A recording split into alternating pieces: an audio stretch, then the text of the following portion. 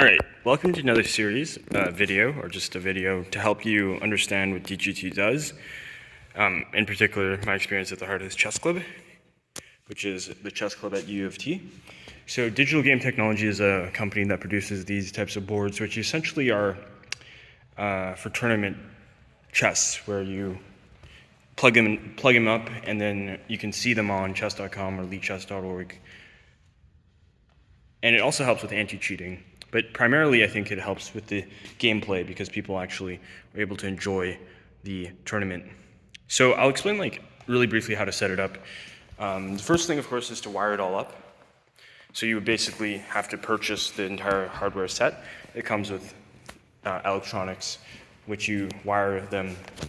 You need this little device here, which is a connector to your laptop. And you need to plug that connector to power. And then you need a dongle to connect to your MacBook, for example, or your Windows. It works in either Windows or Mac.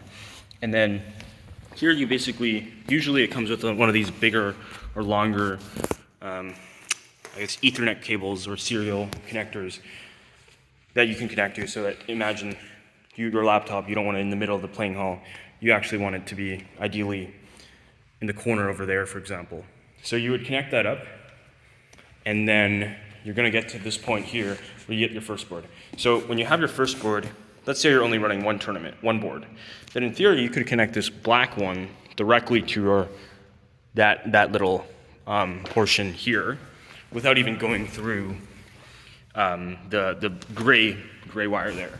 And that would work. However, in this case, we're running a tournament with 12 of these, which is the standard tournament structure, or a common number, because DGT allows you to run 12 in a row to one laptop without supplying additional power. So you would connect it to another one of these separators, I guess you can call them.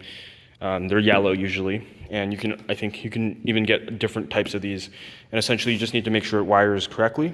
I like to do it so that it's easy to see which direction ideally the data is flowing, which is basically going this way to the board, then connecting in series to the next board. You can make this wire smaller.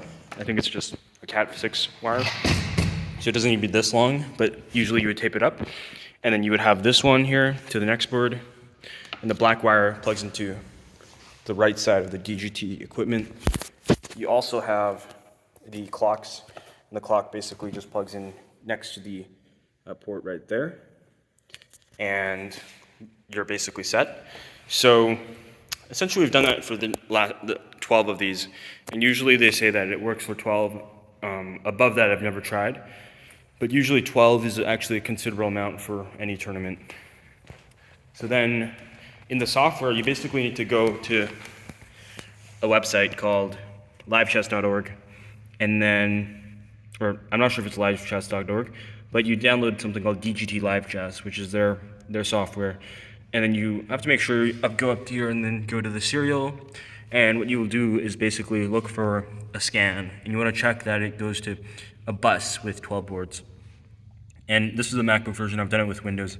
But in either case, usually you would start with nothing here, but it would be able to see the device that's connected. You would open it up, enable the serial port. It would start a scan. Usually it takes maybe 10 seconds to be able to scan, determine how many boards are actually connected to your laptop. And in this case, it's searching. And there we go. You can see it just went to 12. So then it sees that it's 12. And now you can actually add them to your tournament. And that's what I'll show you really briefly. So you basically first start with a tournament. You'll first start with the e-boards. And the e-boards will tell you whether or not they're connected. And in this case, it even tells you whether some of the items, usually it takes maybe a minute for it to actually check every single board. It does some sort of scan at the start. You can see here there's like an issue with the battery for this clock. It even checks for that. They have different software that it provides. So what you usually do is, now let's say you want to start a tournament, you would go up to tournaments, and then you would basically create a new tournament, and essentially, let's say you've created a new tournament, then you would come into here and actually add the board to the tournament, because you could be running multiple tournaments, multiple different sections, and you might want to have different tournaments that you've created. So back here, let's say this one is empty. So what you do is you click this little search button, you get over here, and then you want to look for detect boards. And it says in clearly that you want to put the piece on E4. And E4 you'll hear a sound. So let me enable the sound. And then what we'll do is, ideally you start board 1, and in this case, let's say we're setting up and board 1 is this one. So you want to put the pawn on E4, and you should hear a loud ding. Oh, sorry, you don't put the pawn on E4, you put the king on E4. And you'll hear that ding. And that tells you that it's been connected to this tournament. And you'll be able to see it right there. And what you'll notice is you'll be able to do this for all the rest of the boards. And usually you'll be able to see the status. So let's say, and you'll be able to actually even see the board immediately. So let's just do that for a couple more boards, and I'll show you how I usually check, because you want to test it usually.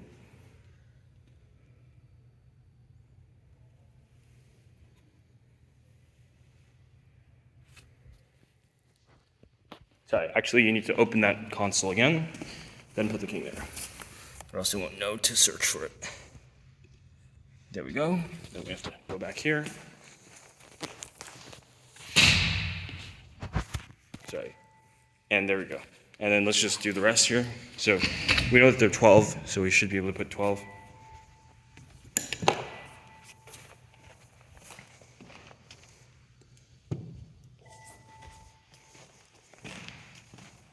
You notice it's pretty quick to be able to sense. It uses some sort of radio frequency to determine where the piece is. Sorry, I'm just going to hold it better. Okay, so you can imagine I just keep on doing that. And then I have 7 boards now, as I've clicked it 7 times.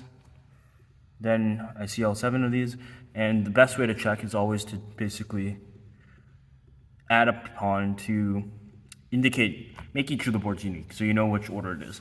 Because the idea is that you need to pair players to the boards, so that people actually know, and you ensure that the board that's assigned to the pairing is actually correct. So to do that, usually you want to start board 1, and you want to just put a pawn on H3, go to board 2, put a pawn on G3, and then keep on doing that up to the number of boards you have. So for example, let's start at board 1.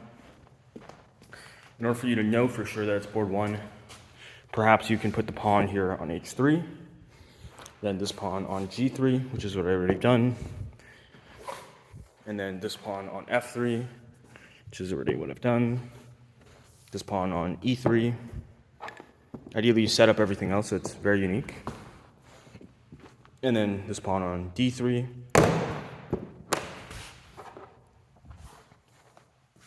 And finally, let's say this pawn on C3. And now what we can do is come back over here, and then we can go manually through each one of these. So we can see here that one's on H3, one's on G3, one's on F3, one's on E3, D3, C3, and finally king on E4, which is the one that I didn't touch, which is over there. And now we're prepared to actually run our tournament, because we can just simply add the players to our tournament, then assign the board to that tournament, and we would be all set. I believe you can also reorder this, so you can actually I think move this, as you saw there, and now your boards are actually reordered. But I would do that not as often, so that you don't run into some issues. Ideally, just set them up, then check, and you'd be all set. But of course, you could do it the opposite way.